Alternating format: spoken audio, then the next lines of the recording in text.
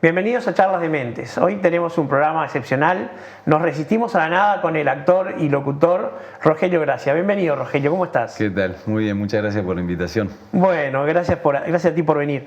Estoy con muchísimas ganas de ver Hamlet. Cada vez que quise, el COVID me lo impedía. ¿Cómo venimos con ese tema? Venimos muy bien, muy agradecidos de poderlo hacer en estas circunstancias. Hay muchas cosas que no se pueden hacer.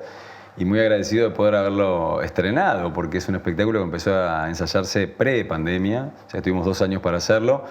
De 6 fines de semana pudimos hacer 3, pero bueno, esos 3 fines de semana sirven para calentar los motores y esperamos ahora, ya febrero, no parar. Y bueno, ya está todo más normalizado. Bastantes de nosotros ya creo que quedamos inmunizados, así que bueno, agradecido de poderlo hacer. Y esperándote, si no, decinos cuándo podés. Ya tengo fecha, ya tengo hacemos una función exclusiva. Me parece bueno, voy a contar a la escuela de espectadores. Así que, claro. No, pero ya tengo reserva para la última semana de febrero, que fue cuando pude conseguir. Pero es una obra que me interesa mucho porque Hamlet, no vamos a andar descubriendo a Shakespeare, por supuesto, pero es una obra, primero que hoy en día entera no se puede representar porque la duración no lo permitiría, pero donde los actores pueden lucirse de manera diferente. Yo recuerdo haber visto a Coco Rivero hacer su versión más derivada de Hamlet Machine, o Álvaro Armanugón en un Hamlet más tradicional, y ahora vos. Sí, que tuve oportunidad de trabajar en ese Hamlet del Coco, ahora que lo nombras.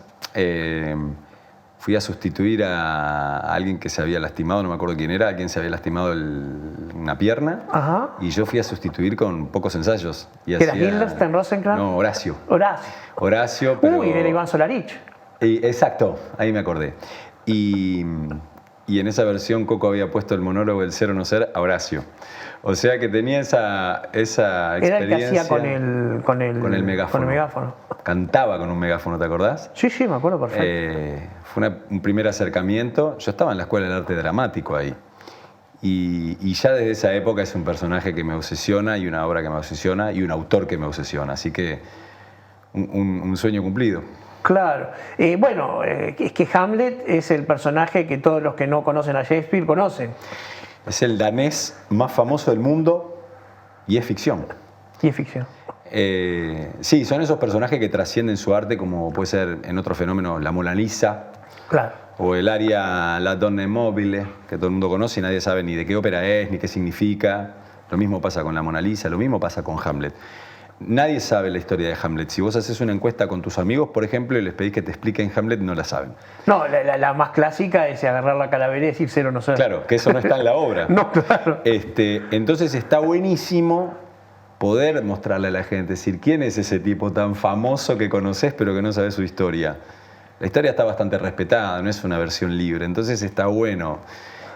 Sí tiene la adaptación que vos decís de duración, porque duraría 4 horas y media o 5, y sí tiene un acercamiento de lenguaje, tratando de mantener las estructuras de Shakespeare, un acercamiento de lenguaje para que llegue más fácilmente a la platea y al espectador.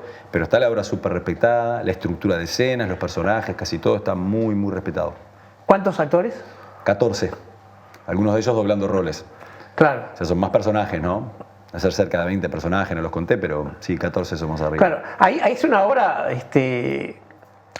La gente tiene muchos preconceptos. Para empezar, que Hamlet es un joven príncipe, Hamlet tiene más de 30 y viene de la universidad. Exacto. No es un joven príncipe, es un príncipe ya en edad de ser rey. Sí, exacto. Y que fundamentalmente no duda, porque la gente piensa que Hamlet es un príncipe dubitativo. Él no duda nada, no quiere estar ahí. Es un hombre de acción. Claro. Pero lo que pasa es que lo que no es un asesino, que es lo que se le pide a él en el primer acto. Claro. Y no estoy spoileando nada, vamos. No, tiene 6 siglos ya hasta ahora. En la sinopsis de cualquier Hamlet va a estar que se muere su padre, que su madre se casa con su tío, y que el espíritu de su padre se le aparece diciendo que fue asesinado y que vengue su muerte. No toca la familia, ¿no? Tremendo. Los grandes conflictos. Pero Hamlet, no, por supuesto que duda, pero duda porque no es un asesino, no es un conspirador, es un alma noble. Y es un tipo que se ve que está siendo manejado como están siendo manejados los jóvenes en Hamlet por los viejos. Con Ofelia no es muy noble. Yo creo que con Ofelia lo que pasa es que él sufre un trastorno. O sea, por supuesto que no. Él es noble en declararle su amor, pero lo que pasa es que tiene un arranque de ira con Ofelia, que parte de una nobleza.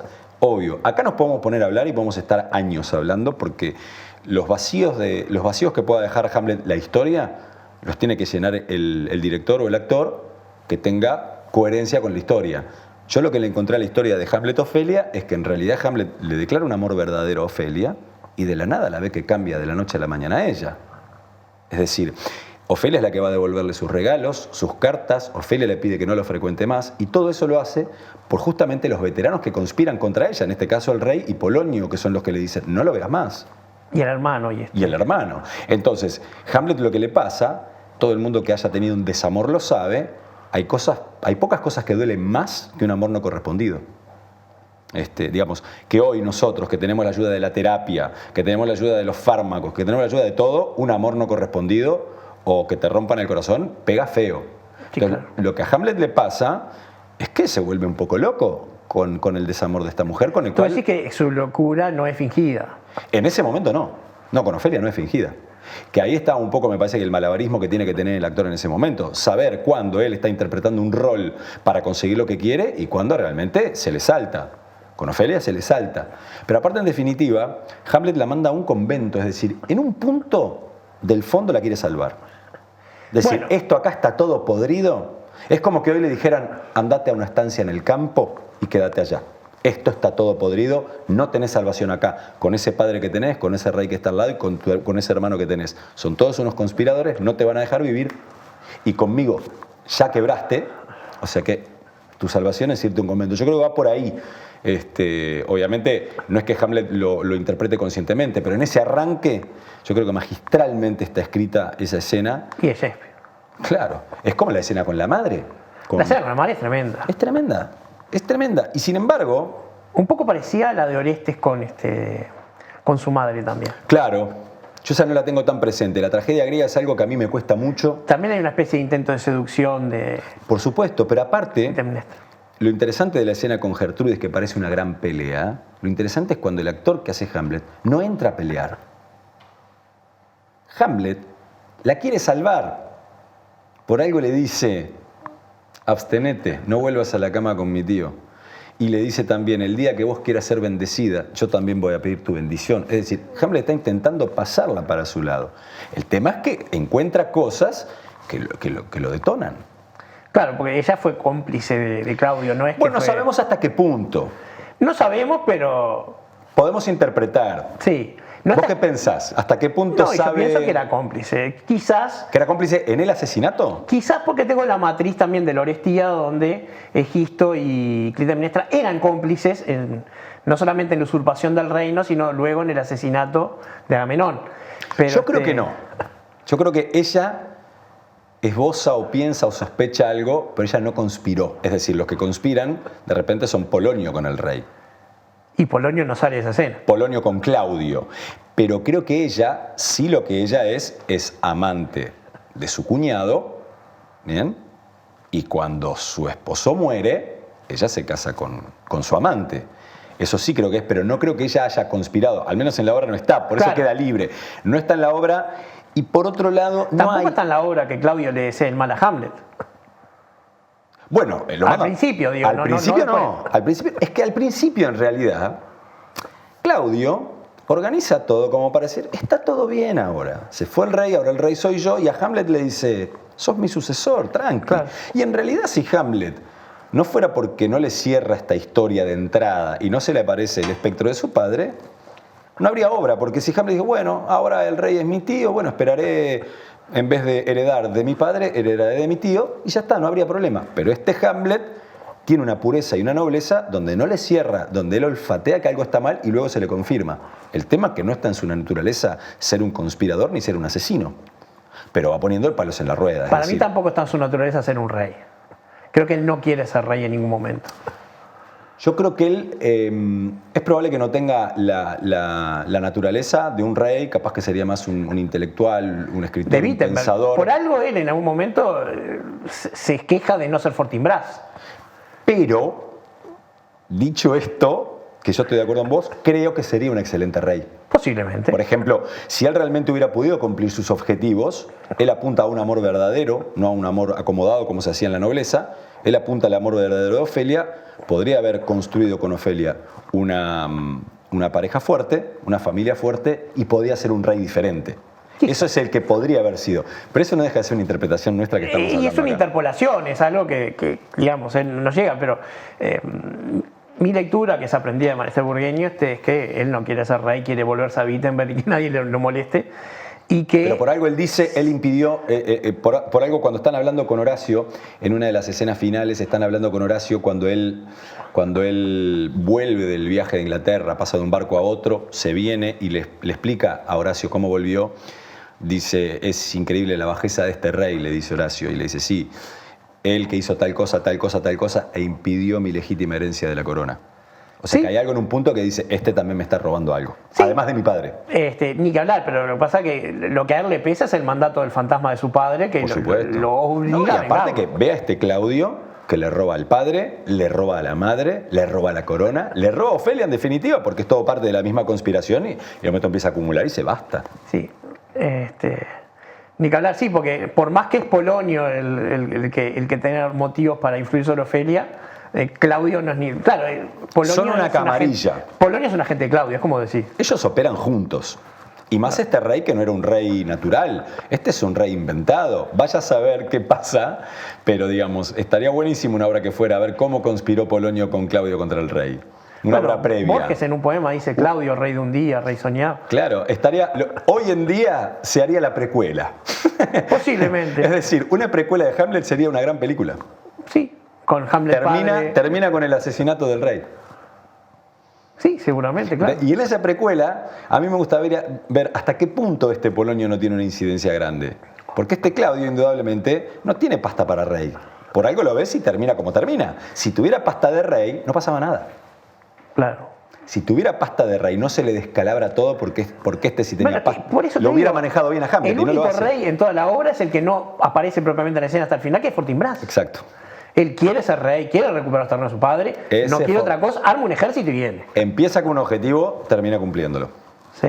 Y de hecho, legítimo porque es nombrado por Hamlet. Rey. Legítimo. Hamlet lo aprueba.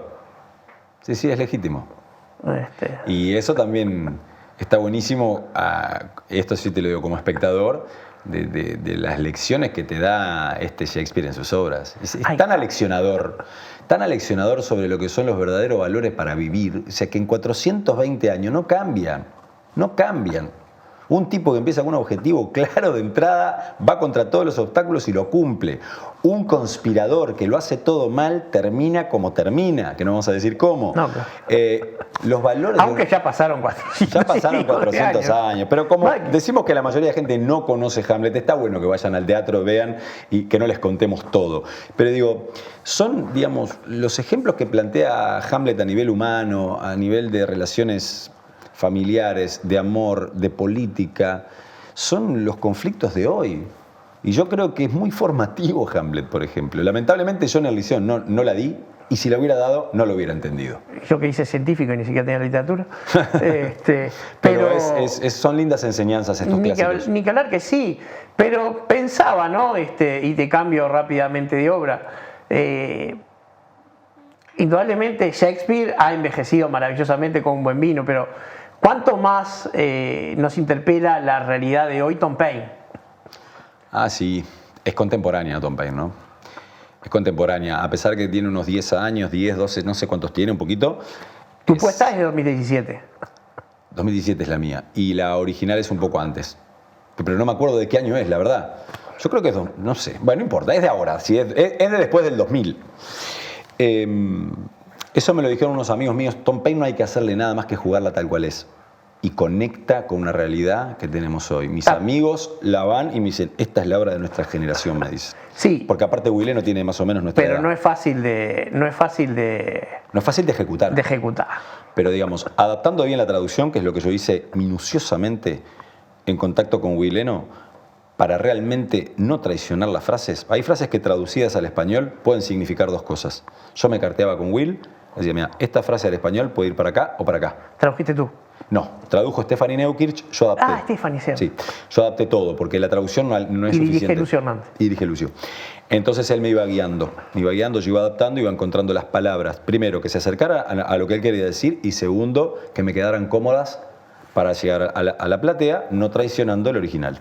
Que es lo mismo que hice con Hamlet, pero que me dio mucho más trabajo. Es decir, Yo lo que le pedí al director de Hamlet fue, yo me tengo que meter acá con el lenguaje. Si tú me permitís que me meta con el lenguaje, vamos. Si no, no, porque las traducciones son durísimas.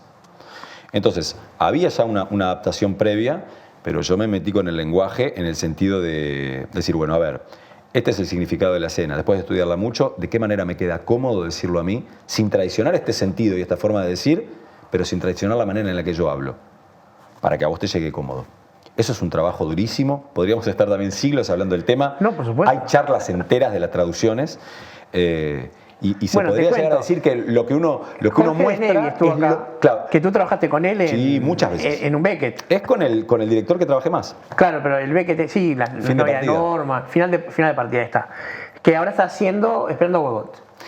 Y Esa dice, la lo está produzco- traduciendo él. Y la produzco yo esa. Ah, ok, está perfecto. Entonces sabés los problemas de traducción que tuvo. Imagínate. El libro con el que tradujo se lo compré yo por internet. Me lo mandé traer de Estados Unidos. Es un libro que tiene las dos versiones. Beckett la traduce él mismo del inglés al francés. Entonces hay una versión que es página en inglés y página en francés, toda la obra. De ahí agarra el flaco. Dice Y que las las traducciones previas son malísimas. Claro, y después agarramos nosotros y ablandamos en el escenario. ¿Con Sin quién tra- trabajás? Bueno, lo que pasa es que esa obra también quedó suspendida prepandemia. El elenco de esa obra éramos César Troncoso, Santi Sanguinetti, Ramiro Perdomo y yo. Ah, nadie. Porque elenco. Previamente estaba Gabriel Calderón. Previamente estaba Martín Intamuzú. Van cayendo porque Claro, nada. Santiago se fue al país. Ahora Santiago se va, Gabriel tampoco puede, Martín no puede, así que veremos cómo se acomoda. César y yo hablamos ayer por teléfono justamente del tema y estamos con muchas ganas de hacerla. Pero realmente lo que está pasando con las fechas es atroz, porque entre lo de la pandemia, que los proyectos caen, y por otro lado nuestras propias agendas, es como que... Esta pesa ahora se tiene que hacer. Sí, claro. No, sin dudarlo, ¿eh? Es una obra que a mí también me obsesiona, te diría al punto de Hamlet. Te diría que Hamlet, Esperando a Godot y Muerto en Viajante deben ser 3 obras que a mí me obsesionan. ¿Hiciste Muerto en Viajante? No, pegué en el palo. Pegué en el palo. Cuando se hizo en el Galpón, yo estaba con el método Gronholm.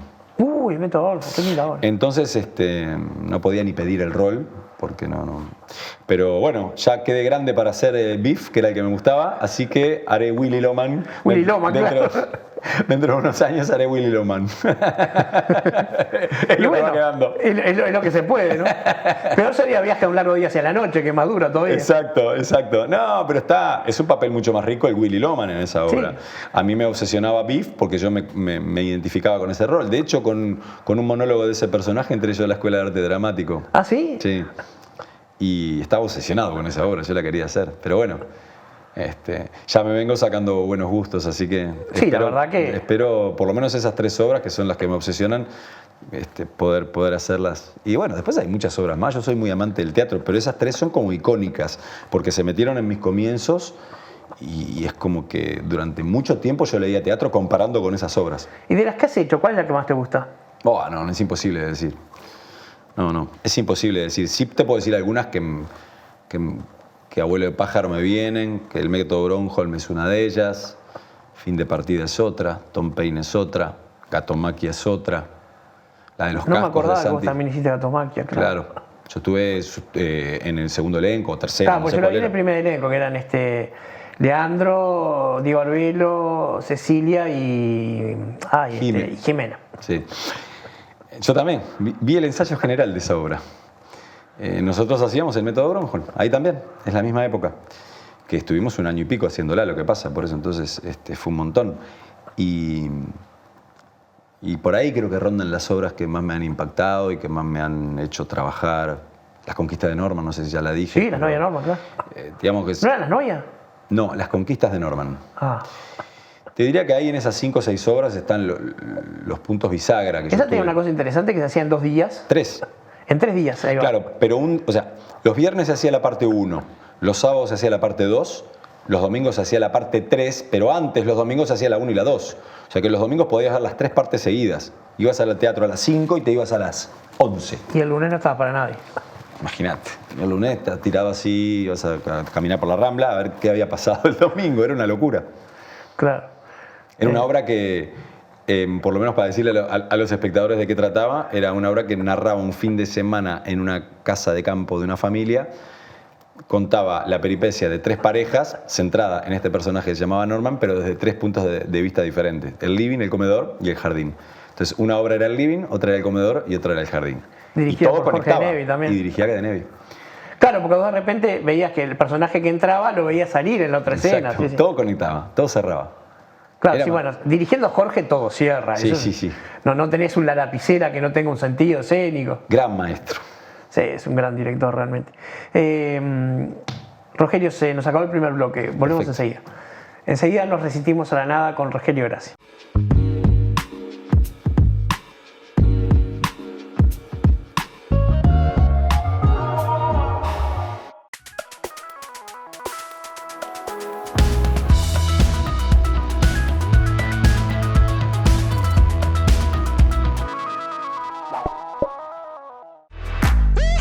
Muebles Da Vinci, fabricación de living nacional, trabajos a medida, gran variedad de telas a tu elección. Contactanos a través del www.mueblesdavinci.uy, @mueblesdavinci o al 098 60 0069.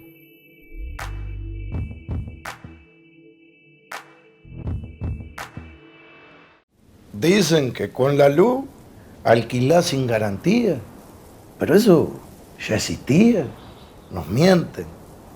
Garantías hay, pero para el dueño solamente. Si nos atrasamos el alquiler al 6.º día de patitas en la calle, y las garantías nuestras, ¿dónde están? Los mejores 5 años de la vida de ellos. Digo sí a defender lo que somos. Los derechos son de todos y la luz no es Uruguay. Gustar Rosado, Adeón Maldonado, Pizza NT.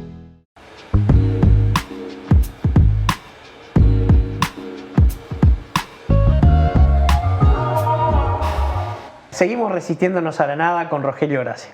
Rogelio, nos interrumpió el corte justo cuando estábamos hablando de las conquistas de Norman. Exacto. A mí, de las horas que te he visto, que me han gustado todas las que recuerdo en este momento, creo sí que Tom Paine se lleva un momento especial, porque aparte tenía una particularidad, eras vos solo con tu alma en escena. Era un monólogo interesantísimo. Recuerdo un cuadro de Tom Paine que no lo recuerdo, lo revivo por su dureza, que es cuando mete la mano en el panal de abeja. Oh, es terrible.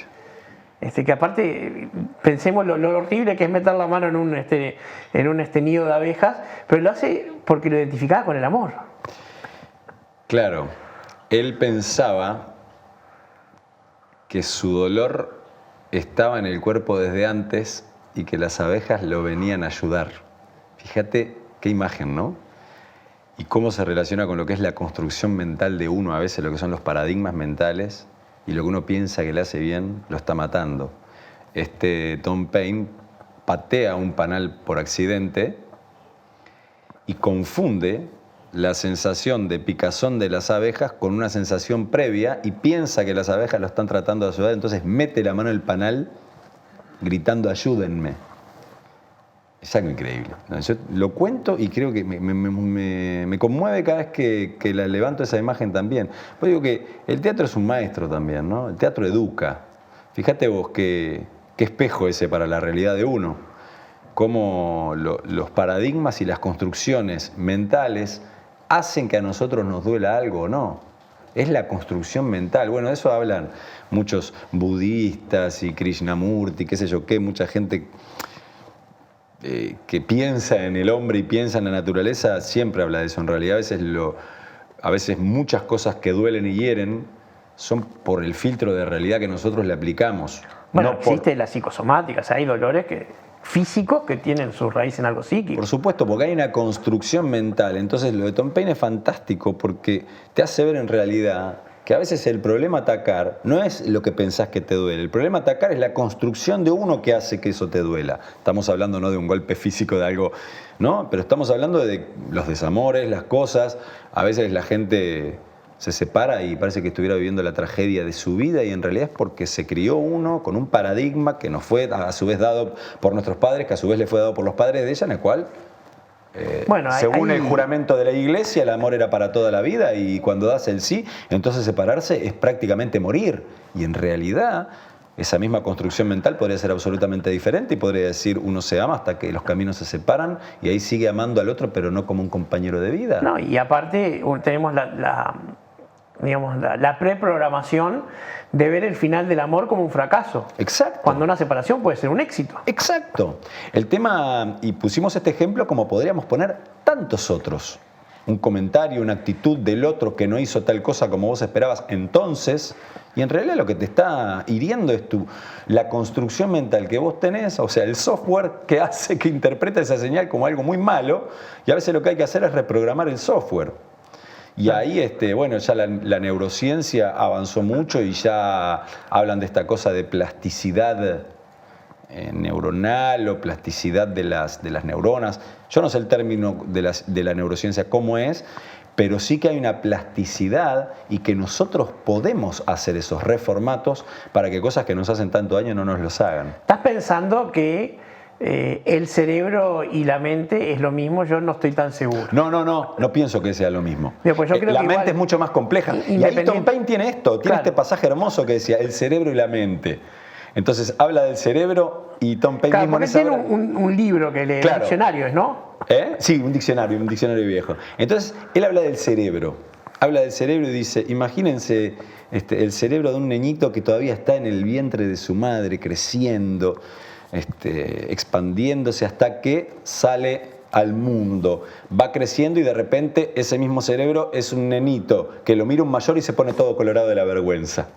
Entonces ahí dice, el cerebro es una cosa, pero la mente otra historia. Y ahí dice, y a continuación dice, y no saben, los maestros, los escritores galardonados, no saben. O sea que también es una reflexión interesantísima. La mente, que no sé si ahí estaríamos de acuerdo o no, pero que vendría a ser la actividad cerebral, podríamos llamarlo que es la mente, actividades que produce el cerebro, no tiene nada que ver con el cerebro. Es que yo creo que, creo que la mente no es reductible al cerebro que la soporta. Pero si el cerebro no está, la mente tampoco. O sea, necesita el cerebro, pero es más que la suma de las partes. Por supuesto, pero convengamos que un cerebro más sano producirá una mente más sana. Posiblemente, claro, sí, porque eso está visto. Cuando hay lesiones en el cerebro, la personalidad y la mente se afectan. Entonces, lo interesante es cómo, con nuestro propio pensamiento, podemos llegar a hacer un cambio en el cerebro. Esto es lo que ya está empezando a demostrar la neurociencia, ya no es mística. Ya no es que uno piensa qué porque siente qué, no. Escanean el cerebro, bla, bla, bla, y tal, y demuestran los psico, neuro, inmuno, no sé cuánto, explican que un pensamiento bien dirigido y positivo puede producir cambios físicos profundos. Sí, yo no estoy tanto en las neurociencias en particular, pero sí sé que biólogos han estudiado a los artistas marciales. Exacto. Y vaya que por su entrenamiento y su concentración esta gente ha logrado modificar cosas en su cuerpo y en su mente. Y sí, han visto cambios importantes, los llenaron de sensores. Sí, eso.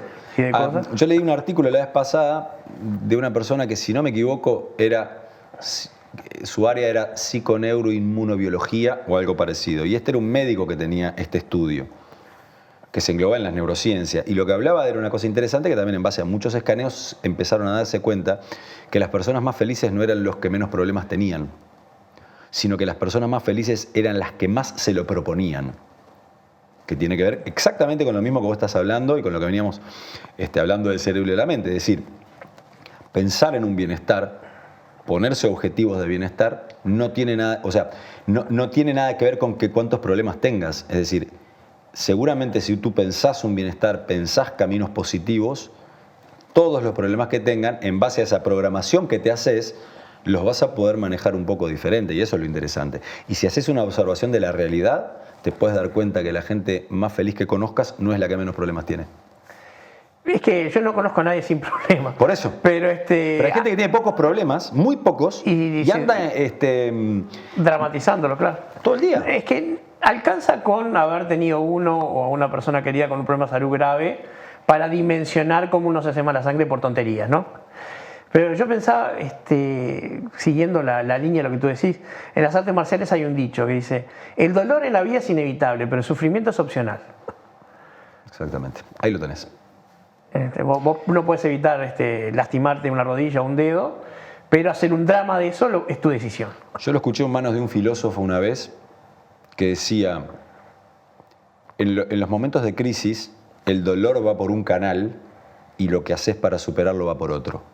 Son dos canales diferentes y los dos son válidos. No quiere decir que porque duela no se pueda trabajar sobre eso. Claro. Y el tema es que a veces la gente se queda con el canal del dolor y ahí se instala.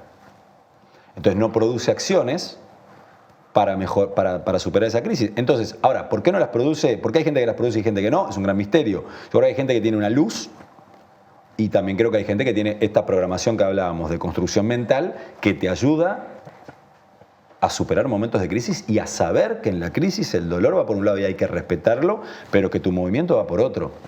Claro, y eso sí lo digo con conocimiento total de causa en base a mi propia experiencia, lo experimenté. ¿En qué sentido? Y por ejemplo, en más de una crisis que tuve, te diría que las 2 o 3 primeras crisis grandes de mi vida que tuve me hicieron sufrir, pero como bestia, pensando que todo estaba terminado. Y a partir de ahí yo tuve un punto de quiebra de determinada edad que empecé a aprender estas cosas que te digo y tuve 2 o 3 crisis más, quizá peores, y realmente fue otra vivencia. Por ejemplo, un tema de salud grandísimo que yo tuve hace unos años. A mí me diagnosticaron un linfoma Hodgkin y lo tuve que atravesar todo entero, pero desde el primer día yo me propuse, bueno, voy a hacer todo lo que hay que hacer para arreglar este problema y voy a sufrir y voy a llorar todo lo que tenga que llorar. Pero me voy a ocupar. Entonces yo estaba en una actitud activa sobre el problema, cosa que hasta esa altura te diría que nunca había hecho. Yo tenía los problemas y decía, pero che, esto no puede ser, qué horrible, mirá ahora. Por ejemplo, ¿no? Estoy exagerando un poco, pero en líneas generales... Pero nos podemos identificar con esa actitud todos los burgueses. ¿Ah? Y a partir de ahí, porque ahí creo que me enfrenté también a un tema de vida o muerte, ahí sí. Sí, claro. Entonces, fue también, pienso que fue una mezcla de reacción del cuerpo con un camino adquirido, haber leído gente interesante, haber conocido gente interesante, haber hecho bastante teatro, donde hay grandes maestros que hablan de estos temas. Y a partir de ahí tuve un par de crisis grandes más, que obviamente no las voy a nombrar acá, pero siempre trato de usar ese sistema y de tratar de pensar todo el tiempo qué sistema mental tengo para enfrentar esas cosas, qué es lo que hay para hacer, no dónde está el dolor. El dolor está. Yo el dolor no puedo ir sobre el dolor. Es decir, el dolor yo veo que está ahí, lo dejo, ok, que opere. Mientras tanto, que esto duele, ¿qué hago yo? Sí. Bueno, es que el dolor es parte de la vida, o sea, no podés, desde Epicuro para Sin acá. Sin dolor no habría, claro. No. ¿Qué era que decía Epicuro que era bien interesante? Bueno, decía muchas cosas, pero él decía que en el tetrafármaco, por ejemplo, decía que si el dolor es intenso no es duradero, y si es duradero no es intenso, así que no te preocupes por el dolor. Exacto. Eso decía. Que no te preocupes por el dolor. Bueno, era más o menos, ¿viste lo que yo te venía diciendo? ¿Duele? Bueno, ok, el dolor va a operar. Pero ¿qué es lo que puedo hacer yo? Por supuesto que también hay que echar mano a todo lo que aparece, yo digo que si duele hay que ir al médico, siempre. Claro. ¿Duele? Anda al médico. Ocuparse. No importa lo que duela. ¿Qué duele? ¿La rodilla? ¿El dedo gordo del pie? ¿El alma? Anda al médico. Sí. Obviamente que hay un camino interior, yo creo que el que se cura es uno. Pero vamos, que tenemos la ciencia que ha avanzado un montón, entonces tanto con fármacos como con terapias, como con rehabilitaciones de todo tipo, el cuerpo y la vida espiritual se curan con ayuda de gente. Y las que estamos por ver pronto, ¿no? Cuando estas nuevos mecanismos como las vacunas de ARN o las terapias de células madres. Y lo que insertan en el cerebro, el otro día leí que por primera vez una persona parapléjica pudo caminar, porque hacen línea directa entre el cerebro y los músculos que se paralizaron. En Israel han desarrollado un mecanismo que está experimental todavía, no está en etapa clínica. Sí, claro. Pero es increíble. Maravilloso. Sí, claro. Y lo de las células madres, hay una revolución ahí, ¿eh? Sí. Digamos, es cuestión de época, lo vamos a ver. Tú y yo lo vamos a ver. Lo vamos a ver. Lo que no sé si vamos a ver es que todas estas cosas yo lo que veo es que están estirando la vida, pero no la salud mental. Bueno. Y ahí tenemos un problema porque yo leía que para el 2050... El conocimiento no nos hace más sabios, lo que pasa. No. Vamos a tener récord de enfermedades degenerativas. Porque se va estirando la vida, es decir, por ejemplo, a mi papá le pusieron un marcapaso y yo peleé para que se lo pusieran, pero claro, hicieron que le siguiera funcionando el cuerpo perfecto. Pero su calidad de vida no mejoró. Claro. Es decir, su tema, él tuvo una ACV con poca secuela, pero la secuela quedó. Entonces, la parte neurológica, si bien le funcionó, no le quedó funcionando tan bien porque no la intervinieron como el marcapaso que le pusieron en el cuerpo, que le hacía latir bien el corazón, pero no así el funcionamiento mental. Y creo que ahí tendría que estar el avance grande también, para acompañar, o sea, que se pueda estirar la vida, pero que se pueda... Con calidad de vida. Claro, porque si no, ¿de qué sirve? Sí, no podemos saber lo que va a pasar porque yo creo que estamos ante una posible revolución Sí. en ese tema. Va muy rápido Lo todo. único terrible es que probablemente los mejores resultados sean solo para la gente con mucho dinero. Eso es indudable. Parte de la injusticia de la vida, ¿no? Sí, o sea que no, bueno, Yuval Noah Harari dijo que nos vamos a dividir en dos especies. Una sumamente longeva que va a vivir siglos y una que va a seguir como está ahora por no tener acceso a los mejores resultados de la medicina. De hecho ya se está viendo. Sí, pero no con... digamos, No tan claro. Sí, Claro. sí. No a nivel de dos especies, pero convengamos, el mundo tiene ese funcionamiento que es terriblemente injusto, como es la vida, que es la gente con determinados medios adquiere un montón de cosas y beneficios que hacen que su vida, además de ser de repente más longeva, sea con mucho más calidad, y hay una porción de la humanidad que es la mayoría que no tiene nada de todo eso. Bueno, y en Uruguay estamos bastante amparados porque nuestro sistema de salud, pongamos por caso que precisara uno una prótesis de cadera o de rodillas, Sí. uno la recibe gratis. Exacto. No la mejor, pero la recibe gratis. Si puede pagar, probablemente reciba una mejor, etcétera, etcétera, pero no en todos los países uno tiene la posibilidad de este tipo de cirugías gratis, No. que acá sí lo tenemos. Ni de medicación ante por ejemplo, un tratamiento como el que tuve que hacer yo, donde en realidad yo por mi sistema de salud no tuve que pagar nada. Es decir, Y de medicamentos caros y que se hacen a medida. muy caros, los hacen Fondo Nacional de Recursos. Muy caros. Y yo estoy eternamente agradecido. Sí, yo Y tuve que pasar familiarmente por una situación similar y cuando el oncólogo prepara la prescripción tiene que llenar 5 o 6 hojas Sí. indicando cada tratamiento Muy caro. uno a uno, digamos. Sí, y esto lo podés hacer en Uruguay, es una cosa que a veces la gente se olvida, ¿no? Al momento de quejarse de las cosas, que yo entiendo, está bien, hay muchísima cosa para arreglar y estoy totalmente de acuerdo, soy el primero que se queja y protesta, pero trato como ejercicio también de ser el primero que agradece. Claro. Es decir, que si es soy el así. primero que se queja, tengo que ser el primero en agradecer cuando hay que agradecer. Sí, hay tratamientos que en Uruguay son banales, pongamos por caso una operación de apendicitis o algo similar, que en otros países cuestan decenas de miles de dólares. Y si tu seguro no lo cubre, Marchaste. marchaste, son decenas de miles de dólares. que salen de tu Marchaste o bolsillo. quedaste endeudado. O sea, es como que ahora tu vida va a pasar a ser trabajar para pagar eso que te pasó. Es una locura, ¿eh? Sí. Es una locura. Pero bueno, digo, ¿cuánto avance se podría hacer así, no? ¿Cuánto avance se podría hacer? ¿O qué diferente era, no sé, el Uruguay ballista? Bueno, esa es una discusión interesante.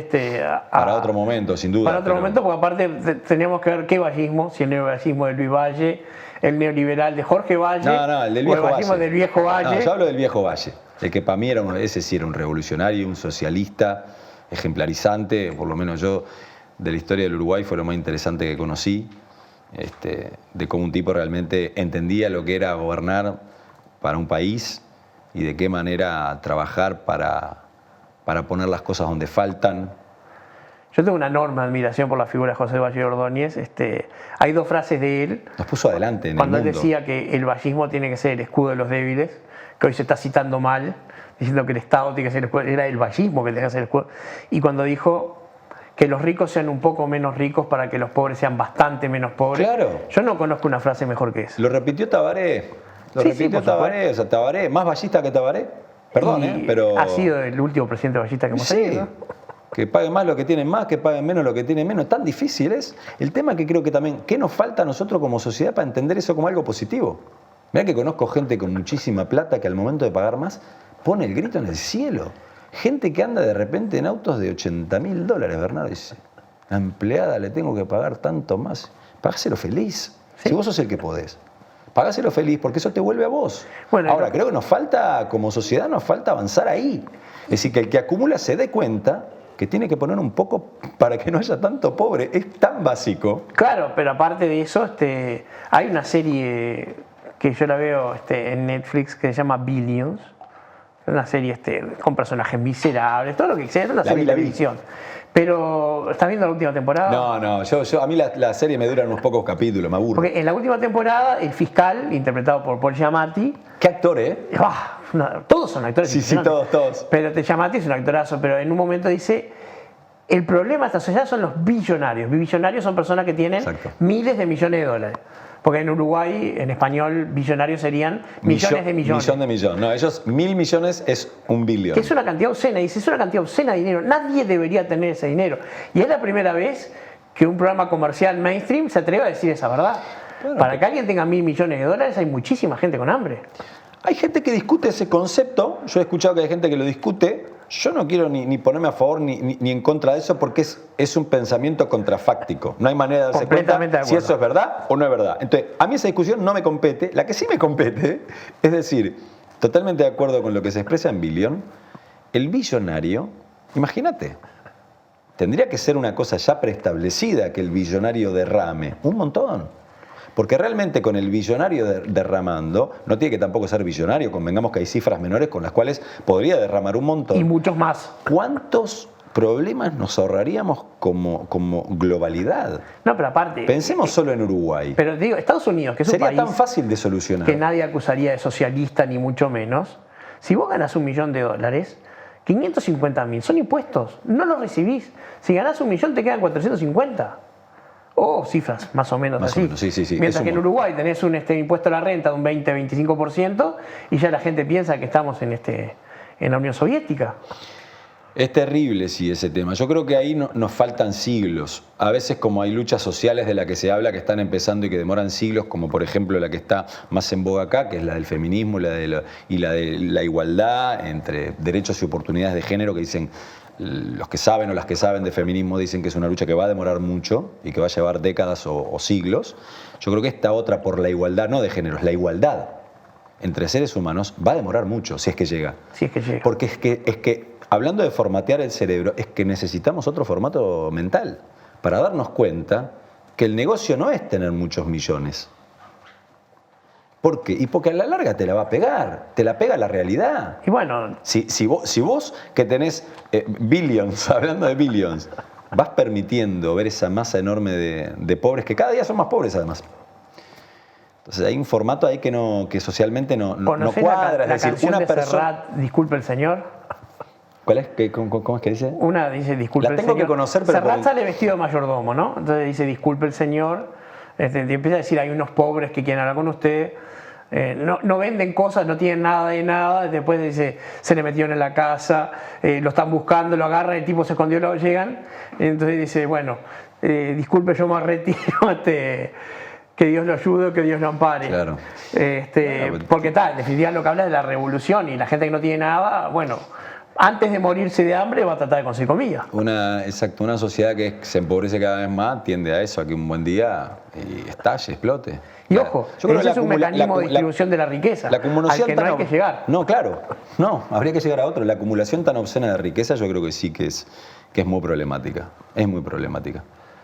No sé si esa, como te decía, no sé si esa es la razón por la que hay tantos pobres, No, pero yo que se tampoco. solucionaría, pero que por ahí hay que solucionar. Digamos, ahí van estas empresas de billions y que se muere el billonario y heredan una familia en la cual lo único que le genera es un enorme lío aparte. Una gran cantidad de infelicidad, además. Una gran cantidad de infelicidad, una gran cantidad de lío cuando de repente mucho menos dinero los haría más felices y aparte haría sociedades más equitativas. La acumulación tan obscena de riqueza, sí, no, es algo que a mí me choca mucho y me obsesiona mucho ese tema de la desigualdad, me obsesiona muchísimo. La riqueza me parece que es algo que todos somos diferentes, hay gente que trabaja para tener más bienes materiales y a mí me parece totalmente válido. Sí, por supuesto. Sí, sí. claro. Y la propiedad privada también, no estamos hablando no de estamos eso. hablando de eso, pero la acumulación obscena de riqueza sí que me parece que es un cáncer de estos tiempos, es un cáncer de la humanidad. Sí, aparte de la acumulación obscena de riqueza viene con una acumulación obscena de pobreza en algún lado. Claro, yo creo igual que vos, pero bueno, digamos que, no sé, yo no conozco una sociedad tan perfecta que no lo tenga como para decir, bueno, Yo tampoco. pero sí como vos decís, en sociedades un poco más avanzadas. Pero no por eso deberíamos dejar de pensarlo. No, claro, en sociedades más avanzadas de repente sí, como decís, una carga del Estado más alta a la riqueza coopera en que las ciudades estén mejor y que haya menos hambre, digamos. Estados Unidos justo tiene pésimo tema de distribución. Pero lugares como Suecia de repente han resuelto el problema de otra manera. Los nórdicos, ¿no? Yo creo que están más avanzados. Sí. Los nórdicos creo que están más avanzados. Yo creo que siempre se mira para ahí, pero no se termina de hacer esas cosas. Por otro lado, yo creo que, bueno, nosotros esta región es mucho más joven. Nosotros tenemos 200 años. Y ellos tienen... Nosotros cuando estuvimos en Heidelberg fuimos a una universidad que tenía 800 años. Una universidad. Entonces digo, también creo que son regiones que están en pañales estas y por ende yo creo que a nivel de desigualdad estamos más en pañales también. Sí, quizás. Rogelio, se nos fue el tiempo. Divino. Vamos a tener que tener otra charla solamente para hablar de estos temas. Nos fuimos por las ramas, de hermoso. Sí. Nos fuimos del teatro. Charlas de mente es así. Muchísimas gracias, Rogelio. No, al contrario. Hoy Gracias nos asistimos a la nada con Rogelio Gracia. Volvemos en Ideas que no entran en 280 caracteres.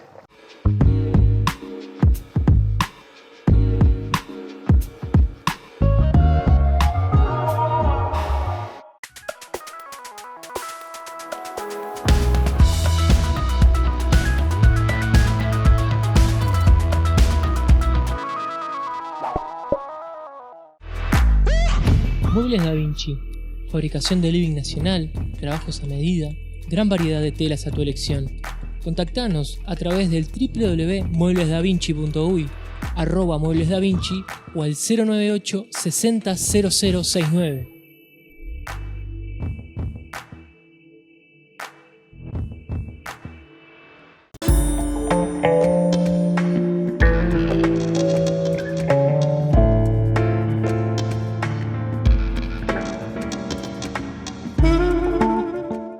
Ideas que no entran en 280 caracteres. Hoy estuvimos hablando de teatro una vez más, es un sesgo de este programa.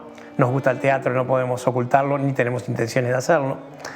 Pero nos da la oportunidad de hablar de una de las obras más conocidas de Shakespeare, una de las quizás menos vistas y de las peor entendidas. ¿Por qué? Vamos a hablar de Hamlet, como estuvimos hablando en un momento de la charla con Rogelio Gracia, que las personas que nunca fueron al teatro tienen esa idea de que Hamlet se trata de una persona que duda, que tiene una calavera en la mano mientras dice ser o no ser. Bastantes errores en esa concepción, pero tiene que ver con que la gente no ha visto la obra.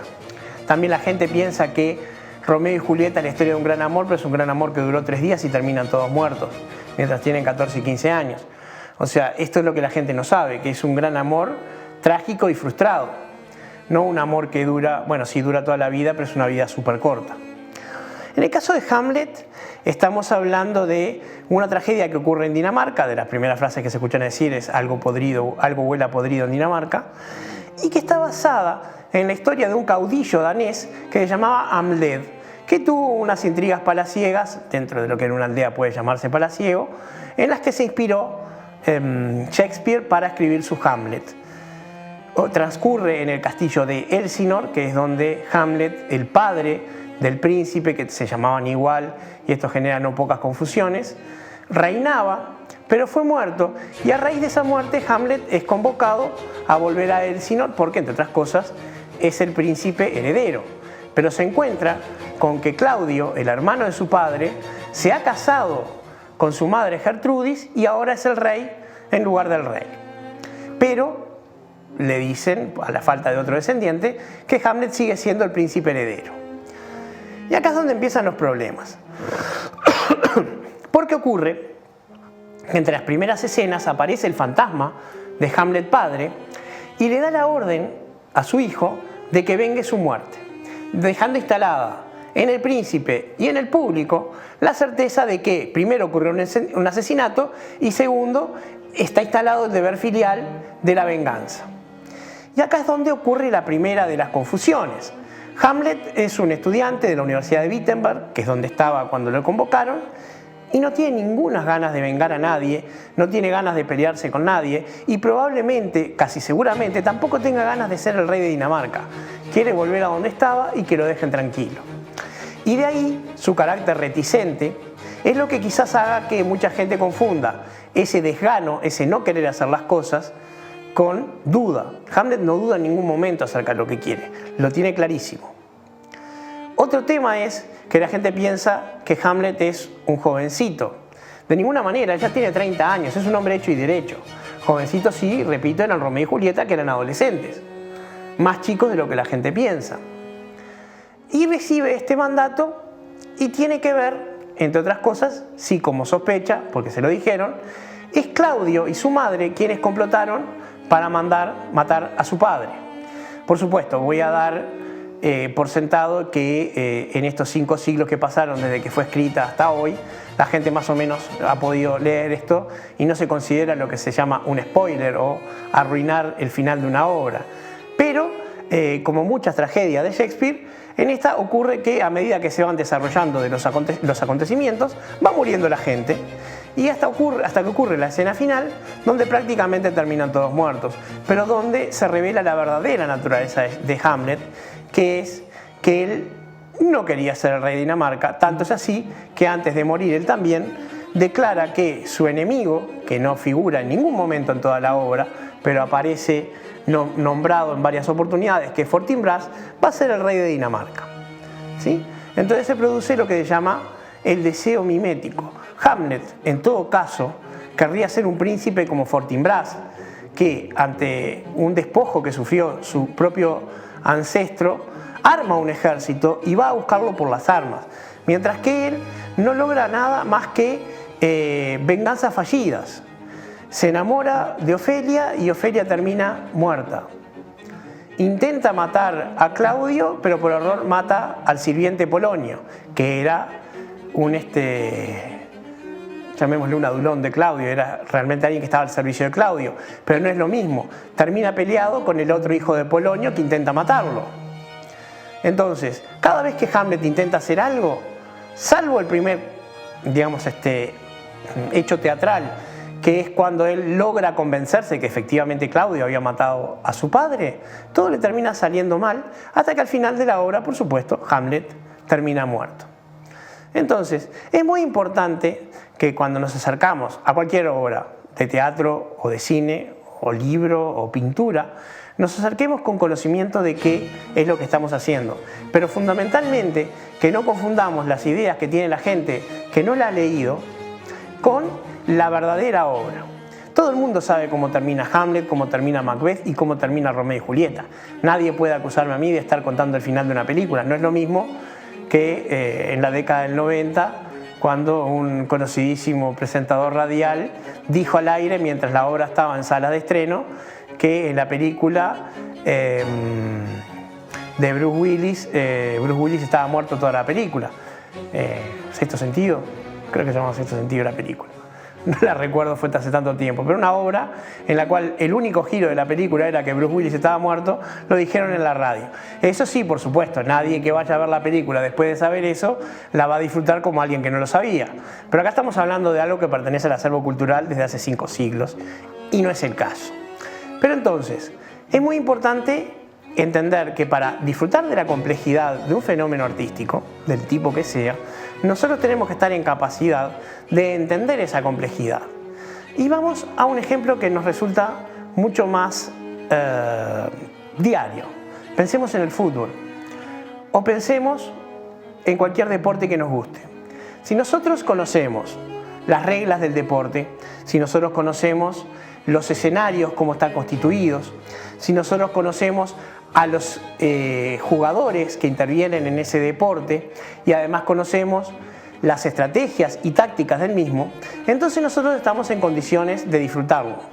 Para los espectadores uruguayos promedio, ver un partido de béisbol o de fútbol americano es un desconcierto tremendo porque no estamos en condiciones de entender, en el caso del béisbol, ni siquiera la disposición del estadio, y mucho menos la forma en que se juega, cómo se puntúa o cuál es el sentido, porque además ni siquiera conocemos a los jugadores. Entonces, para una persona que ignora todas esas cosas, el disfrute es imposible. Si uno empieza a tratar de entender, por ejemplo, escuchando programas deportivos o viéndolos, que le expliquen, por ejemplo, que en el béisbol es muy importante las estadísticas, conocer cuántas veces determinado bateador acierta y cuántas veces le erra, o en qué condiciones es más probable que acierte, uno tiene la capacidad de hacer una apuesta calculada con uno mismo, simplemente de saber si ese bateador va a tener éxito o no en esa jugada. De la misma manera que todos los que podemos gustar del fútbol, por ejemplo, si vemos una jugada de ataque de nuestro equipo, sabemos si tiene alguna chance de terminar en gol o no. O si sabemos en el momento que la van a ejecutar que es una jugada perdida.